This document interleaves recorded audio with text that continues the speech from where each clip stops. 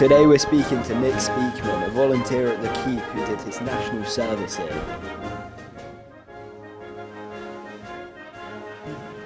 I've had a long association with the Dorset Regiment in that in 1955 I was summoned by, I suppose we'd say, the War Office to come here for my national service, because in those days every 18-year-old who was reasonably physically fit was called up to do service in one or other of the armed services.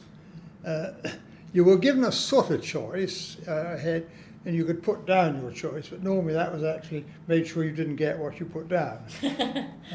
But I was living in Poole at the time, so I put down Dorset to start with and Hampshire the second, and I can't remember now the third.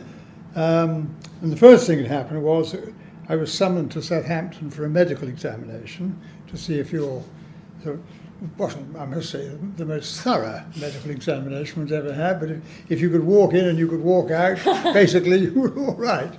And then about a month later, I suppose, I got a little brown envelope from the War Office telling me to report here. And I actually caught the train from Poole Station to here and walked up to the barracks. And of course, at that time, this place was the depot of the Dorset Regiment. And of course, the building then, very much as it is now, there was a sentry box outside. And of course, the alleyway through, which is now glassed in, was the only vehicle entrance into the barracks. So there's a sentry box outside, and I don't know exactly what happened, but anyway, because we all arrived rather piecemeal, perhaps. Anyway, we were allocated a dormitory block, which was over here on these new government buildings, if you've got your bearings, alongside the Bridport Road. So, I mean, there I was, a little bit frightened, a little bit apprehensive, I suppose, because one had to serve Her Majesty for the next 2 years, and I really didn't know quite what was coming. I certainly wouldn't have joined the army or any of the services had I not been required to do so. And this building, amongst other things, well, there was a guard room downstairs, which is where the shop is now, and of course the cells opposite. Upstairs, and because it was all open plan in those days, was the quartermaster's stores. So we all got our clothing and equipment and whatever, and we were marched up one stairs, loaded down with trousers and battle dress and shirts and Lord knows what, and then down the other stairs and out into the to the barrack block. The things like the MT, the motor transport, and the MI room, the medical inspection room, I suppose they called it, which is down on what's the trading estate now, just below this barracks. And of course, we all had to go there for our TABT injections. And of course, it was all done alphabetically. So my surname began with S, so I was fairly well down the line. The needle was a little bit blunt. And anyway, we all went through there, and we all had, of course, to have a haircut. I mean, short back and sides in the army. And I thought, well, I wanted to start off on the right foot. So at home, a couple of days before I came, I thought I'll go and have a haircut. Not that I've ever had particularly long hair, any more than you have. But I had my haircut, which I well remember, cost me £1. I thought I was going to get the Queen's shilling for joining up, but I didn't. So it cost me £1. Didn't make a slightest bit of difference. We were all marched down the road for a haircut, irrespective of whether we had any hair or not. So I always remember that, and I thought I've wasted my £1. Anyway, I'd been to public school, and I'd got various O-levels and A-levels and that sort of thing. You know, nothing very sort of wonderful. So there was a chap over in the officers' mess, which is where the post office sorting office is now, and there was a chap there called a personnel selection officer. And his job was to see And I suppose we were probably about 80 recruits joining at that time, something like that, to pick out if there were any potential officers. And if so, you were sort of passed through the, if you like, the first hurdle for commissioning. Not that I ever asked to go there, I mean, it just sort of happened. And then a week or so, 10 days later probably, we were then, those of us who'd been earmarked by this personnel selection officer, we went before a unit selection board. I say board, it was one person actually. And then we were thinned out a little bit more, and we had a few sort of IQ tests, joining up the dots. And nothing terribly clever. And I got through that, as did 3 others, I think, from my intake here. So 3 or 4 of us out of 80. And after a couple of months here, we were shoveled down to Exeter, to Topsham Barracks. And they had a brigade system there, which was called the Wessex Brigade. So West Country regiments, which was Devons, Dorsets, Gloucesters, Berkshires, Wiltshires, Berkshires, Gloucesters. Oh, what have I missed out? Hampshires. And we were actually, 2 regiments went down there at a time in what they called the PO wing, Potential Officers Wing, and we were actually sort of linked with the Royal Berkshires. So it's Dorsets and Royal Berkshires in that particular grouping. So anyway, the training pursued, I mean, it was all really basic infantry training, mainly on Dartmoor and places like that. And of course we were given chances to command a section or a platoon or whatever. And then we had to go to something that was called a WOSB. The Army loved shortened initials. War Office Selection Board. And that was at a place called Barton Stacey, which is sort of Andover direction, up on Salisbury Plain. And we went there for 3 or 4 days, and we were put through our paces, really. And it was an initiative test, I suppose, to see if you could show any signs of leadership or anything like that. And then you had to give a little talk on some subject. You were asked questions on military history, why you wanted to be commissioned, all that sort of stuff. And then you had this awful business where there was a couple of tapes, and you were given 3 planks and a barrel and a bit of rope, and you had to get your chaps across. And it was always during these things, because we all had to take a turn at that, was do you keep reasonably quiet and just chip in when you think you've got something worthwhile to say, or do you think I must get in to start with and be noticed? Because obviously they were looking for people who showed some sort of leadership. Anyway, so we did all that, and we were there 3 or 4 days, and even to the last night there, we weren't told how we'd done, but just as we were about to get in the back of a 4-ton truck to go to the railway station, we were handed a brown sealed envelope. With our little group, there was someone who'd been the head boy at Eton up until the summer before, and he failed. Anyway, told everyone.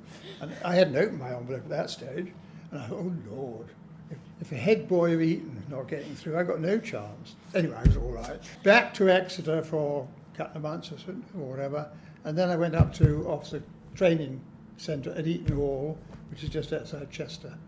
And that was 4 months of officers' training. So what was your main duty whilst you were at the barracks? As a recruit? Yeah, did you have any main roles that you had to do? As I was told, basically. No, I was one of a squad of about 30, I suppose. Well, there were 3 squads, so 3 is into 80, 26, 27 in each group, something like that. You didn't, well, I think the first lesson, you didn't stand out, you didn't volunteer for anything. You kept your head down and you did what you had to do. And it was very much a regimented routine sort of thing. I referred to the TABT vaccinations we had, because that very night we had to go and polish all the barrack room floors, which were polished lino. And something you would have never seen, I'm sure. They would get these great big heavy bumpers like that, with a cloth on and a handle. And of course, one arm was out of action. And it was great. Anyway, there were we all struggling to polish the floor ready for inspection the next day. And every day we had a sort of bed inspection from an NCO. And I was terrified about the first time it happened. The NCO, do you know what I mean by NCO? Yeah, Yep. not He came round with an Alsatian, this chap, at sort of 6:30 in the morning. I was petrified. I like dogs, but I was absolutely petrified. But I mean, I think that was an unofficial thing that he did. But anyway, up we got. So yeah, it's very much routine. Keep your head down, don't get noticed. And of course, the only time you get noticed was when you went before the personnel selection thing, or the WASB. So not to stand out was a basic thing. And how did you find the drill? Was the drill fun? Oh, actually, on the square here. Yeah. Have you seen the barracks? I mean, am I talking? I think, yeah. Well, it's largely sort of car park and whatever. Yeah. That was the holy of holies, that. Well, I was lucky, I suppose, in that at school I'd been in the CCF and I'd risen to the dizzy ranks of corporal. So I had an idea about sort of stepping off with your left foot and halting and right turn and saluting and all that. So it wasn't a hardship to me. So having been to a boarding school, and I'd been in a boarding school from the age of 9 to 18, so if you like, roughing it in a barrack room with 18 others, You're quite used to it. wasn't a hardship to Right. me. I mean, I didn't say enjoyed it that much, but you could cope with it. For a lot of people, it was the first time they'd been away from home, Of course, yeah. other than perhaps going to stay with auntie Yeah. around the corner. So for a lot of people were very unhappy in the first week. There's no two ways about that. No, drill was okay. I mean, that wasn't a problem. But of course, every platoon had some soldiers with 2 left feet, didn't they? And what was one of your best memories from the keep? Do you have any memories that Well, stand then out? Yeah. or since? That's a difficult one because I wasn't here to be happy. No, I don't think anything would stand out as being particularly happy. I was glad to get through it, and I was glad to go down to Exeter to the next sort of phase. But I wasn't unhappy, but it was, I mean, we were chased around mercilessly. I mean, so we never had much time to ourselves. And when we did have any time to ourselves, we were cleaning our kit. And of course, I mean, and we were never allowed out. I mean, having got in that gate, and I was here, I suppose, 8 to 10 weeks, I never went out once. Really? Oh no, weren't The allowed entire out. 8 to 10 weeks you were just on this No, site? nothing at all. Goodness me. So for exercise, what kind of exercise would you do? Well, drill on the drill square. Right. And we used to go down on the ranges at Chickerell Right. for rifle. Not that was much exercise particularly. And then just along past Poundbury Camp, I don't mean the new development, but lower down alongside the railway line, there was a 30-metre range. Right. So I mean that's still, I haven't been there for long. I think the sort of stop button thing is still there. So we used to march down there. But other than that, what is now the sorting office for the post office, that was our gymnasium. And of course we always had to have sessions in there. And of course, I mean, some people were sort of a lot fitter than others. Others perhaps might have been a bit weedy. And the things like we all had to be able to climb over 25 feet up a rope or something. That was one of the things, and leap over this horse. So that was so marching down to the range, gymnasium. But I suppose having been to school and always taken part in sports, I don't suppose I was unfit. But I don't remember playing any sports here or anything like that. Right. Because, well, the only pitch we had was down where the TA now, just off Poundbury Road. But I don't actually recall playing any sport at all here. I did at Exeter a bit. What was the atmosphere like among the kind of groups of 27 or so of you? Was it friendly, or did you not really have time to... Yes, it was friendly, and I think there was a sense of those who'd, what should we say, I don't mean those who'd been away to school necessarily, but those who'd matured a bit and didn't find it so hard. There was a sort of a very much a feeling it would help the people who were struggling. Right. It was mainly like cleaning their kit. Right. Or things like that. So I mean, there was, in other words, we wanted everyone to survive and get through it. What was food like at the keep? Mass produced, but yeah, given that they were I don't know, we had 80 recruits and plus about 20 or 30 permanent staff. I suppose they were feeding over 100 people. So it was mass produced, and the cookhouse was only just here by the Bridport Road. Yeah, it was okay. I don't remember it being ghastly. It was, if anything, it was because the numbers weren't so great. It was probably better than when I got to the battalion, where you're feeding 800 to 1,000 people. And one of the things that the orderly officer had to do was to get, every day you had to go around during meal times and see that all was in good order, you see. And of course, we'd been briefed that one of the things you said, are you enjoying your lunch, or is your breakfast all right? And I thought, that's a question asking for a dusty answer. So I used to say, you are enjoying your breakfast, aren't you? So you were here, you did your national service until 1957? Yes. And then how did you go from national service to being with the regiment? How did that happen? Just as I came out in 57, and I'd been in Germany all the time when from commissioning, it was just ceasing that you had to do compulsory TA service. Up to then, you've done your regular service, be it national service or a regular engagement. You had to do a certain period of attached to the TA, which included a camp and so many weekends. That was just finishing, but I thought, well, I've done all that. I've enjoyed it. Although I say I'd never have joined the army if I hadn't had to. I thought, well, now I will stay on with it, even though I haven't got to. And I joined the TA at Wareham. We had a little drill hall in North Street in Wareham, and did that for a year, by which time I'd really had to begin to think about what I was going to do for a career and earn my living. And I'd read a book some earlier, but it was called Just the Job. And the title interested me because I hadn't got a clue what I wanted to do, really. And it was written by a colonial police officer who's in Nyasaland. You probably haven't heard of Nyasaland. It's now Malawi, so East Africa. It's the same place, just all these African places have changed their names, haven't they? And he wrote about his experience as being a colonial police officer. And I thought, that's wonderful. That's for me. I didn't have any doubts about it. And the only drawback was that I couldn't join the colonial police force until I was 21. And having done my 2 years, I was 20.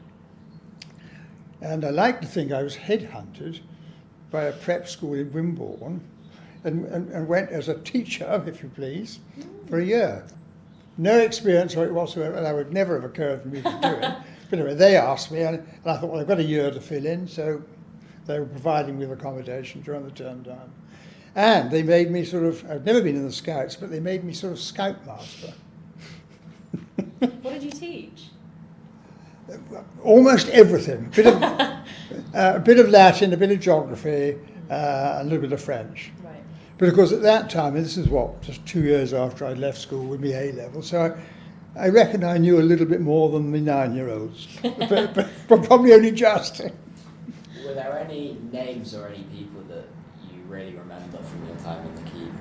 So is there anyone from any of your squads that you've always remembered for anything? Not so much that I remembered from actually being here. Certainly, because I was lucky in Germany, I was a platoon commander for 18 months and had the same platoon. There was quite a lot of changeover of people. And then I got very involved with our old comrades here. And I met then people either who'd been in my platoon or who'd been here at the same sort of time as I was. But nothing really stood out. In a sense, you didn't have time to sort of make particular friendships because your time wasn't your own. But there was one chap who I do remember because he got into an awful lot of trouble. He was the son of a general. He was the son of a general, totally unsuited to the army, totally unmilitary, and he didn't care anything about anything very much, I don't think. And so one day when the NCO was coming round for the barrack room inspection, this chap was lying on his bed reading the paper. You can imagine what happened, fireworks. And of course, he was off down in one of the cells downstairs. And I thought, son of a general. Were you ever in trouble for anything in the army? No, what would you expect me to answer to that? Not serious, no. Yeah, I mean, I'll give an example in Exeter, when I was in the Potential Officers Wing. Eventually, after about 3 months, perhaps 12, 14 weeks, something like that, we were allowed out into Exeter, but in battle dress, in uniform. And so, of course, you had to get all bulled up, because you had to blanco all your belts and gaiters and polish this, that, and the other. So anyway, I formed up at the guard room at Topsham Barracks, ready to go out. I was going to go watch a rugby match in Exeter. And of course, they will find fault with you, come what may. You know, they said, your blanco wasn't good enough, or your brasses were tarnished, or you had a button undone, or there was a bit of thread somewhere. You're not going out like that. And of course, there was a great big mirror in the guard room, and above it said, "Are you a credit to your regiment?" Well, I thought I was, but they obviously thought otherwise. So, and said, "Don't come back within the hour." I thought, if it's a bit of thread I need to do, or I didn't need an hour, don't come back within the hour. Back I go, dead on the hour, and different NCO there. Where are you going? Going to watch the rugby. Oh, turn round. You've got a bit of blanco on your, bit of silver rather, on your blanco. Go back and get it off. You see, and don't come back for half an hour. Which I did, and I got that. And anyway, I passed then, because it was then too late for the rugby match. So I wasn't in trouble, but I was checked. Yeah. And it's all part of the process. And of course, you had two choices, but you either could kick against that and swear at an NCO and get in the cell, or grin and bear it, basically. And you soon learnt, actually, you went along with it. Whether you agree with it or not, didn't come into it. You went along with it for a quiet life. Otherwise, you were in what they called in the clink. Must be weird walking past the cells now as a museum exhibit and remembering people being sent to them. And seeing the video guys. Yeah, seeing the AV in there now, when you've actually seen people really being put in there. You mentioned being in Germany. What did you do in Germany? Well, I was platoon commander, and I was lucky enough to have the same, I won't say the same lot of chaps, but the same platoon for all the 18 months. Because it had taken me 7 months to get commissioned. So you're only left with that bit to do. And of course, with the battalion was very largely national service people. The NCOs and the officers were regulars, by and large, apart from the national service officers. And so there's constant change. And of course, it was very much the war, the Cold War, with everyone fearing Russia and coming over and invade. And so a lot of our exercises were geared towards what we would do if the Russia, advanced to the west. Fortunately, they never did, but we had to do things like suddenly at 3 o'clock in the morning, the bugle would sound, and we had to get 6 miles away up in the hills in the next 2 hours or something, with kit and all that sort of stuff. But basically, it was training a platoon is the easy answer to that. One of the sad things was, because I was there at the time of the Suez crisis. History good on Suez? It's one of the questions he's got, is if you remember it. Oh, well, can I answer that now? Yeah. Well, that was 1956. And I suppose the Dorset's establishment was normally 750, 800 men, something like that. But of course, for the Suez crisis, they recalled reservists.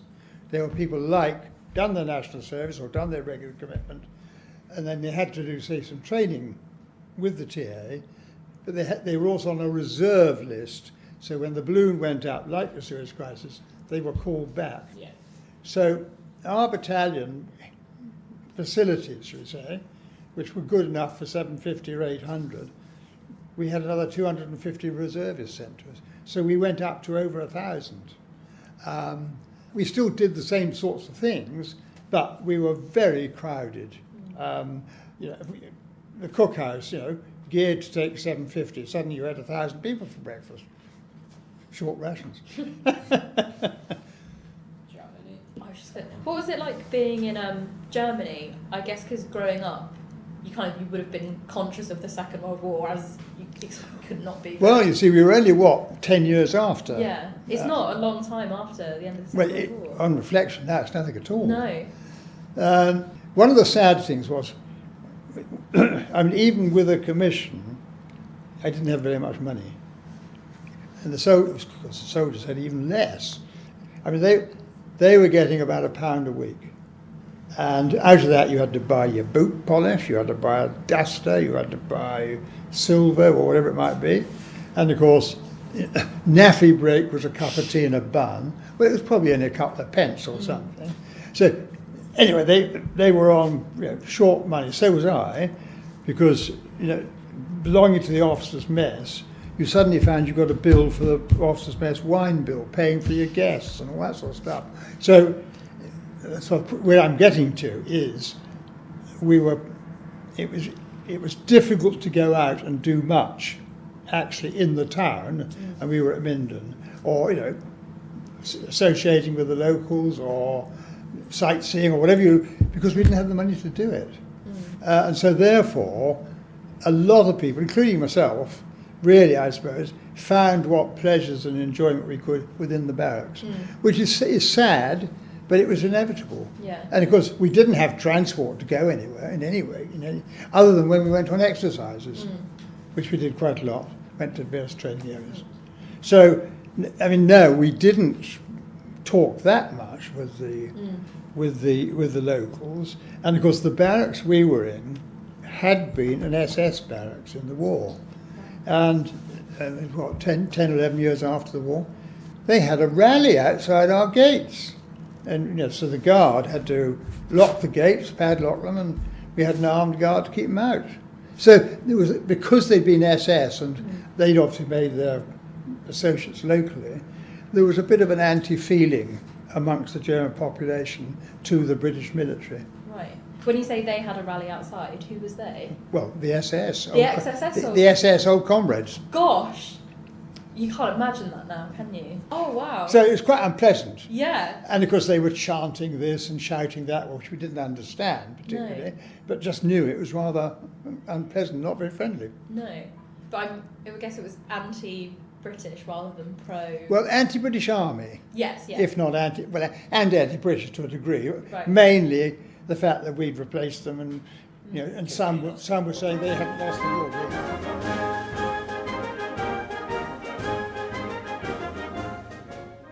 What was army life like during the Cold War? Like, did you have any extra trainings or procedures or anything else? Well, no, we were trained to a pretty high standard of efficiency, I suppose. We had lots of opportunity to fire our weapons, and we had to fire our platoon weapons, each of us, to a certain standard, and particularly, I don't think the officers got docked if they weren't frightfully good, but certainly the soldiers did, and they got extra, if they were a marksman, they got a bit extra money. If they were a qualified signaller, they got more money. Or if they were in the 3-inch mortar platoon, firing large weapons, and they were qualified, so they got extra money. So there was the incentive for that. But as far as training for the Cold War, I mean, again, we were infantry. If anyone was going to stop anybody the Germans coming over, it would have been the tank people or the gunners. There's precious little that we could do because the weapons we had in terms of dealing with a tank really weren't frightfully good at all. So it was keeping fit, fighting as a unit, and being ready to go anywhere. And of course, one thing I hadn't mentioned, of course, I came straight into the army from school at the age of 18. Most of the chaps, if I can put it that way, had left school at, I'm not sure whether it was 16 then or 15, but anyway, whatever it was, let's say they'd been in regular work for at least a couple of years and earning not terrific money, but something. So their experience to mine was very different. So they'd actually been living in the wide world and earning money. And a few, not many, a few 18-year-olds were married. But of course, some were older than 18 because if people were participating in an apprenticeship, they could get deferred to the end of their apprenticeship. So some were therefore, 20 or 21. I mean, look really senior and mature compared to some of us chaps. And also people who had a university place, they could go to university first and then do the national service and get out of it, or they could do the national service and delay their university place. So there was a bit of a mixture. You mentioned that in Germany there was a bit of a anti-England kind of feeling, or anti-army when you were there. What was your relationship like with German civilians? Well, pretty limited, really. I mean,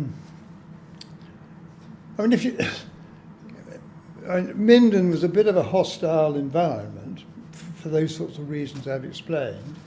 But we did have German general duties chaps working in the barracks.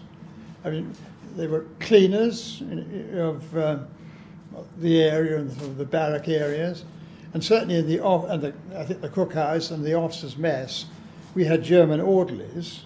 I don't say they were cooking, but they might have been, but I can't remember. But they were waiting at table and looking after us generally, and they actually were very, very reasonable and nice people to deal with.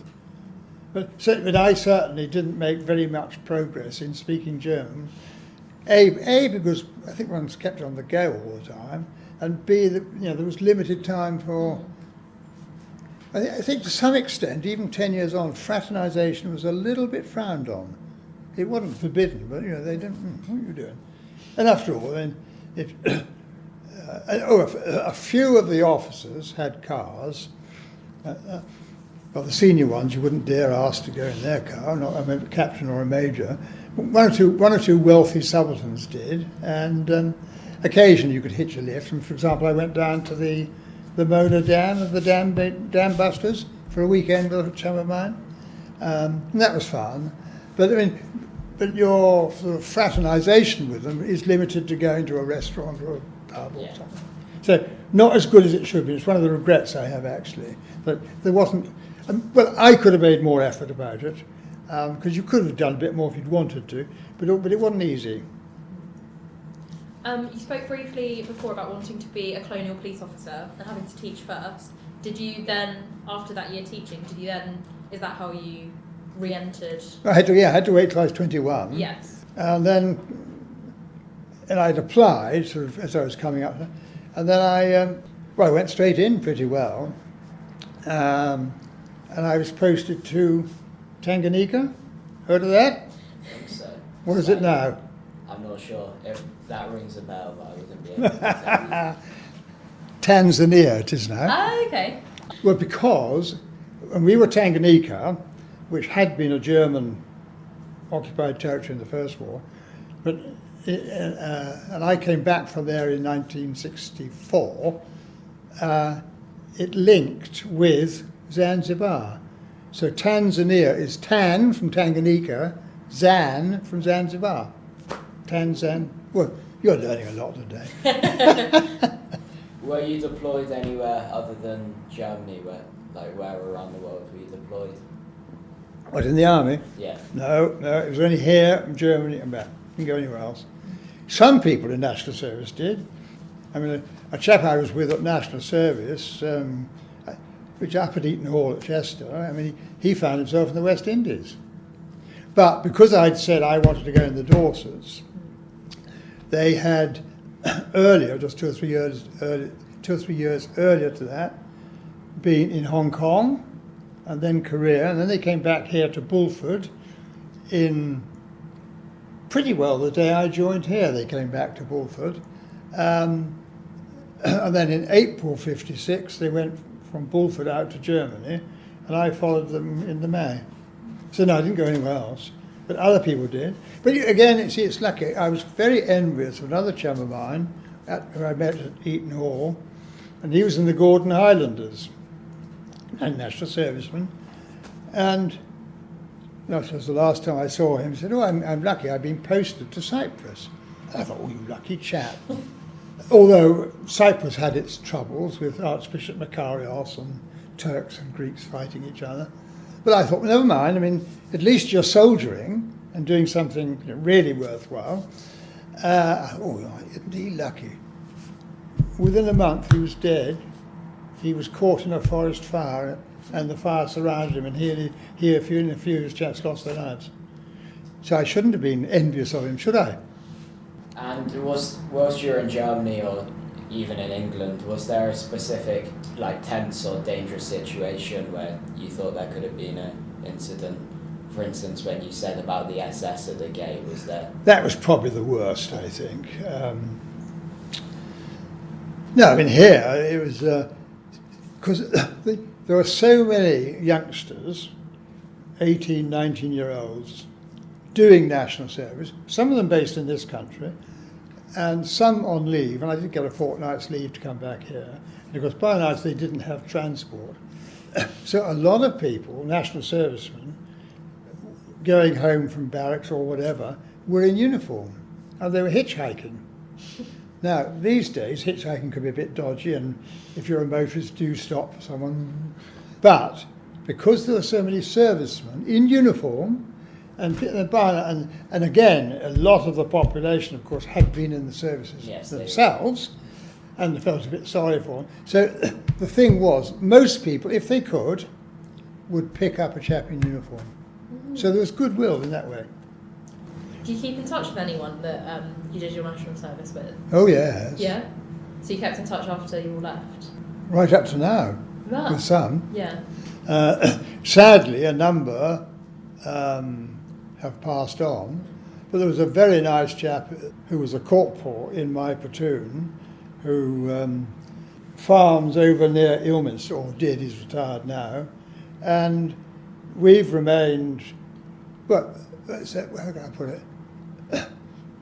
We had to be careful, of course, when we were in the army, in the sense that he was a corporal and I was a second lieutenant, and you didn't refer to them by their Christian names or anything like that.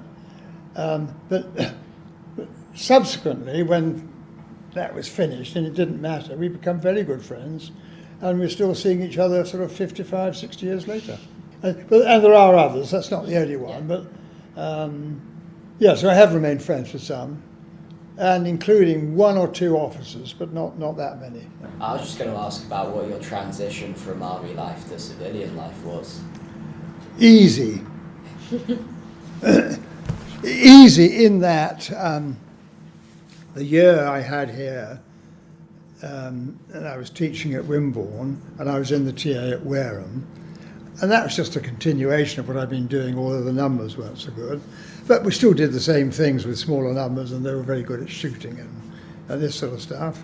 And I was with, Ken Chiver's dad. Yes, yeah. He was my sergeant major. Mm-hmm. Ken was was one of our other volunteers. Ken was a 16-year-old. No, not then he wasn't. So, because I'm getting muddled, because when I came back from Africa, having been kicked out because of independence and whatnot, I rejoined the TA at Wareham, by which time Ken was then 16 and was climbing up the drain pipe to get a drink in the clubroom. My first memory of him. And we've become very good friends ever since. So you rejoined the TA when you came back from Tanzania? Yeah, in 65 or 66. What was it like rejoining? A little bit strange. But you see, my police duties, it was not really like the police here. Our police, Tanganyika colonial police, is a paramilitary operation. Very different to policing here in many ways. So I'd been used to having African askaris. We're not too dissimilar really from soldiers in a platoon in Germany. I mean, the discipline was there. I've always found the African troops extremely loyal and dependable. And I ended up being an officer in charge of a district in northern Tanganyika, which was the size of Wales. And I had about 100 police officers to police that. Mind you, there was miles and miles of nothing, great, open spaces, but, and they did have a local system of discipline, within the local African hierarchy. The worst thing that could happen was I was probably getting 3 murders a month, and they nearly always revolved around either stolen cattle or stolen wives. Those were the 2 things that really got them upset. So it was a paramilitary sort of organisation. But whereas I suppose the soldiers, the National Service chaps, they had this great thing with their calendars, days to do, and they'd cross every day off. They had 48 days and an early breakfast. They may have been quite enjoying it, but this is what they did. They were looking forward to it. Because with the African policemen, that wasn't there at all. That was their job, that was their livelihood. And of course, all the business was carried out basically in Kiswahili, which is the local language, of course, as you'll appreciate. But oddly enough, all our recording of offences, if you went into if an African, if you went into our police station and recorded a theft of some sort, that was recorded in English. Whether or not you could speak English, that was recorded. Because if the police officer on duty could speak English and therefore write in what we call the occurrence book, just to warn you and to help you, he had an E there, so he could speak English. Most of them spoke Kiswahili, but of course Tanganyika, certainly then, was made up of 100 different tribes, so they all had their tribal language. So our chap who got 20 shillings a month extra for speaking English, that was his 3rd language. So that was right. Did you stay in Tanganyika right up until independence? Up to and after. Right. What was that like? It was all right to start with. We didn't have any riots or trouble like that. Well, no, the army did mutiny when I was there, the King's African Rifles, and they sent in a few British gunboats off the coast between Dar es Salaam and Mombasa. That was a bit hairy, but that was okay. But now after independence, there was no real trouble, and we never had, in Tanganyika, you never had an enormous number of European settlers, like you did in Kenya, and to a lesser extent Uganda. There were some, and there were still German farmers there, German coffee farmers, so there wasn't an enormous number of white settlers there. The thing that finished it for me was that the government passed a law that if any government minister, and by which time they're all African ministers, told a police officer to arrest someone and lock him up, that officer had to do it, irrespective of whether there was a reason for it. If the minister said arrest him, that's what we had to do. And I thought, well, that's never good. I can't cope with that.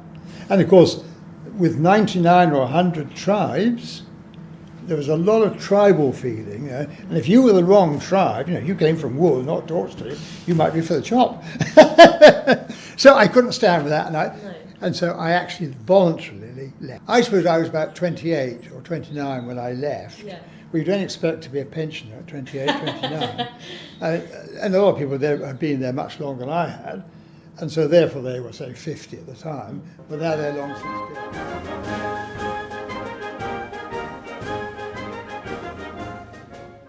Did you first get involved with the museum? How? Yeah. Well, I said I'd rejoined the TA in '66 when I came back, which was at Wareham. And we had people from Wool. But of course, the year later, the government in its wisdom totally changed the TA. And whereas, and we haven't touched on this, the Devons and the Dorsets amalgamated in 1958 to make the Devon and Dorsets.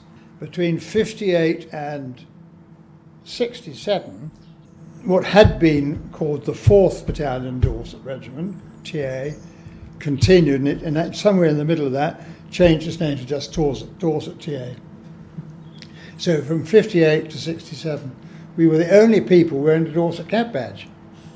And then in 67, they formed what they called the Wessex Regiment, which is down here, now a company of, but no, it's called the Wessex Volunteers to start with, that's getting, and then it became the Wessex Regiment, and now it's the Rifles and all sorts. It's the same thing, basically.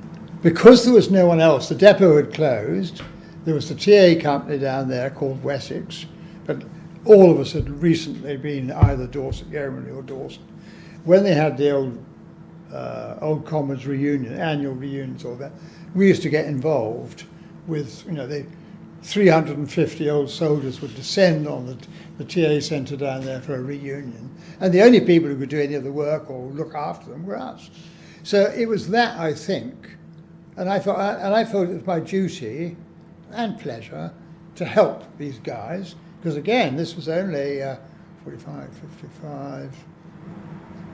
Well, it was only sort of 15 years plus from the end of the war, and we had Boer War veterans still coming down, as well as World War One. And I thought, well, they've done their best, So if I've got to go and do something, move a few tables or chat to them, I would do so. And so then that got a link with here. But I then did about 12 years with the TA down there, slightly interrupted when they pulled me away to go and be a company commander in Wiltshire, same battalion. Then I came back here.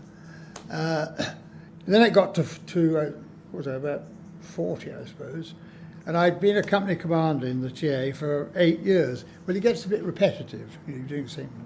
So I thought enough is enough, and of course the longer you go on, you're blocking somebody else for promotion or position. So I said, get out of it, so I did, and then we didn't do very much TA-wise. That was about 1978 I finished there. And it was only in 2000, so 88, well, I had about 20 years gap. I used to come here and visit, but I didn't have any position. And then in about 1999, 2000, I was invited to come and join the management committee here, which had 24 people on it. Can you imagine? God. 24 people. And of course, I was very junior. I mean, these sorts of chats were there. Anyway, they quickly decided that having 25 worthy chaps sat here was too much. You couldn't manage anything with that. So they made 4 little subcommittees. And I was invited to run Keep Friends, which is what it is, Keep Friends of the Keep Museum, really inviting people to subscribe to this place financially or to help in some way, if they, to help support the museum. And so I started that, I think, in 2000, and was able to hand it on about a couple of years ago. But still, support involvement. And then in between that, after a bit, I came, because they split this up, and we had these 4 committees. Keep Friends was one. They had publicity, they had commercial, and they had. But then they split. These things are always sort of evolving, aren't they? They split from that to trustees, and actually I was responsible for the name. Trustees are sort of a higher level who deal with policy and staffing issues and set the finance rules. Then we had like a mini hands-on management committee, which I found the name KEG for me, because I thought it quenched my thirst, really. And it was called the Keep Executive Group. And we were about 6 or 8. Like all these committees, it grew a bit. But the idea of that was the trustees would come and look at policy and look at this and go away. The KEG, the management committee, executive group, we tried to get it that all 6 of us, when we came for a meeting, we discussed whatever, everybody went away from that meeting with a job to do. Not necessarily enormous, but something they had to do and report back on. So they couldn't just go away and say, I've done my KEG meeting, we're not going to meet another for 6 or 8 weeks. So they had a job to do. And Yeah, and they had to report on it. Then sadly, like these things happen a bit, we'll cop, so on, so on. And then it all rather fell away. And then, well, you know, the rest is history. We've still got your trustees. So I've been a volunteer here anyway since 2000. Did that answer the question in a rather roundabout way? And we spoke to Christopher last week, mainly about the books, really, also about, you know, Christopher's own personal history, but a lot about the book projects. And he said that you had asked him originally to start the books. I don't know if that, if you would describe the same, or... Well, we've got 2 books that were written in 1947 of the history of the Dorset Regiment, and without getting into too much detail, that was the old 39th of Foot and the 54th of Foot. How good's your history? All right. Right, all right. Because way back in sort of 1680s, 1700s, battalions were known by the name, to start with, the name of the commanding officer. So they were sort of Robinsons or Gideons or something. And then they gave them the number of seniority of being founded. So, for example, the old Devonshire Regiment was the 11th, and the Dorsets from 1752 were the 39th, or 1702, I should say, and 1754 the 54th. And so they went on as separate regiments, 39th, 54th. In 1881, more change, and they were brought together as, in our case, the 1st and 2nd Battalion of the Dorset Regiment. That was how that happened, history. What was the question? Sorry. Sorry, the books. How the books started. Right. So we had these 2 books doing all that sort of stuff, 1881, and it took us up to the outbreak of World War II. And they were written by a chap called Atkinson, who was a bit of a figurehead. He had lots of sort of cronies who wrote, because I think he was responsible for writing about 20 regimental histories. And then the COs of the first battalion, the old 39th, and the CO of the 2nd battalion, the old 54th, they wrote their war histories, 39 to the end of the war. And likewise, the 4th and 5th battalions, the TA battalions, who took part in Normandy and all the rest of it, they had their histories. So World War II was covered by 4 books, and that was fine. Then there was very little after that. I mean, although actually, really the Dorsets didn't see action between 46 and 58. I mean, they went to Hong Kong and Korea and Austria and places, but they never actually got involved in firing bullets at too many people. So there was a gap overall in the history.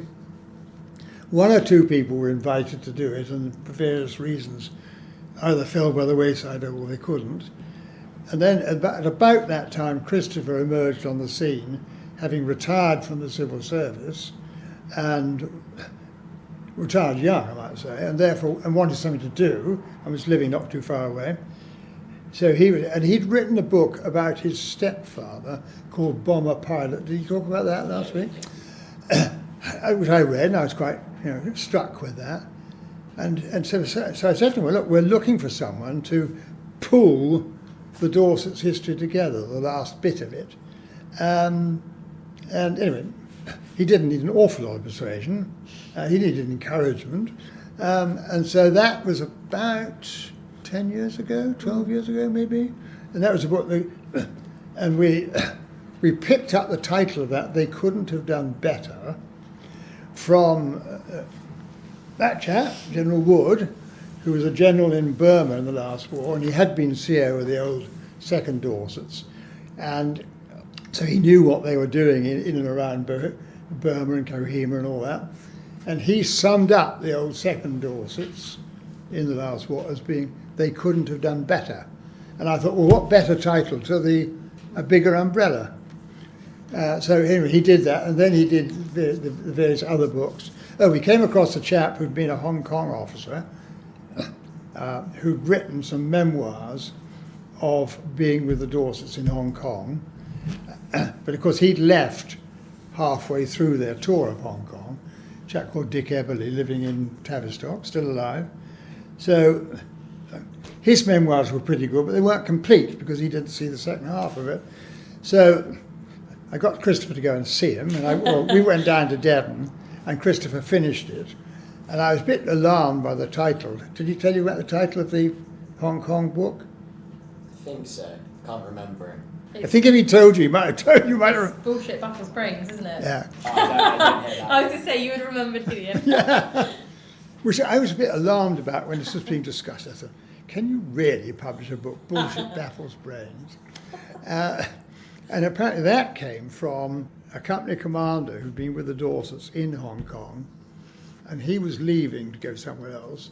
And when officers, particularly sort of, if they'd been there sometime, when they were dined out, and they had to do something like a little party act, should we say? So he sang this little ditty, which always ended up with Bullshit Baffles Brains. So anyway, so that was the Hong Kong book. And then we looked at, well, because the story of the 1st Battalion was really, in the last war, was mainly Normandy and on. But of course, they'd done the siege of Malta for 3 years and practically been starved to death. They'd assault landing in Sicily and Italy, which is hardly touched on the other book.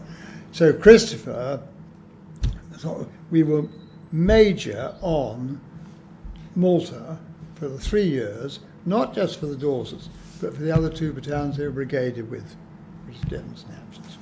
So that was that. Where did we go then? Anyway, we did one on distinguished service, which was people who'd got gallantry awards over the years. What's the other one? Devotion to duty, which is, again, similar thing, but a different period. So we've actually got on record all the people in any of the Dorset regiments who got gallantry awards from any period. We've all got their details in these 2 books. Then, Christopher, having done Malta, and the next assault landing was Sicily, and of course they were only there a matter of a few weeks because it didn't last very long. But anyway, he made a book of it, but with the brigade again, the same brigade has been in Malta, and that was called Roy's Boys. And you may well have heard of General Urquhart. I think so. You think so? I expect you have. Of Arnhem fame. He was the brigade commander in Sicily, and he's Roy Urquhart. So that got the name Roy's Boys for that book. And then we went with 50 objects, and we thought we would just have a nice little publication on 50 objects that are on display in the keep. And it took the pattern, a nice photograph on the left-hand side, and a page of text explaining it on the right. That actually, I think, quite successful, and it's still on sale here. It's a nice little book. And then we came to the 2 TA battalions I've been talking about, the 4th and 5th, that landed in Normandy 2 weeks after D-Day, and then went right the way through to Lüneburg, eastern Germany. And Christopher's just finished writing that. Did he tell you about that? A book called So Red a Road, I'm sure he did, because it was right in the forefront of his mind. Thinking you were talking about the Hong Kong one. So that book is with the publishers, and it's a ghastly story, really, because there were so many people killed, and it was so tragic, and so many young 18, 19, 20-year-olds lost their lives. It's a grim story, but it needs to be told, nevertheless. And that, because it's so horrendous, he's given it the title So Red a Road, which is an old quote from Thomas Hardy and the Dynasts. And that will be out, December, first week, I think. Yes. I think it's on course. So that will complete our sort of Italian active.